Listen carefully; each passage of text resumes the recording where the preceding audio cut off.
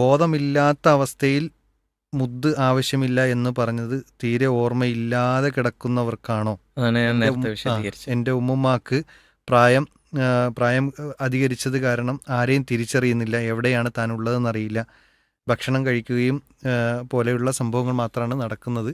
അപ്പോൾ ഇവർക്കും മുദ്ദ് കൊടുക്കേണ്ടതുണ്ടോ എന്നതാണ് ചോദ്യം.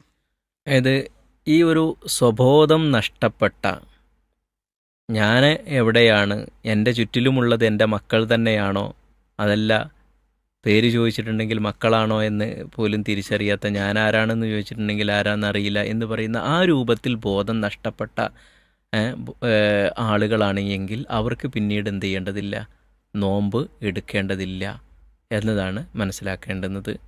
അതായത് പറ്റേ ബുദ്ധിയും ബോധവും ഒന്നുമില്ലാതെ കിടക്കുന്ന ആ ഒരു അവസ്ഥയിലല്ല, മറിച്ച് അവർ സംസാരിക്കുന്നുണ്ടാകും, ഭക്ഷണം കഴിക്കുന്നുണ്ടാകും, ഒക്കെ ഉണ്ടാകും. പക്ഷേ അവരെ തന്നെ നഷ്ടപ്പെട്ട് അവരെ തന്നെ തിരിച്ചറിയാത്ത ഒരവസ്ഥ, ആ ഒരവസ്ഥയിലാണെങ്കിൽ പിന്നീട് അവർക്ക് നോമ്പെടുക്കേണ്ടതില്ല.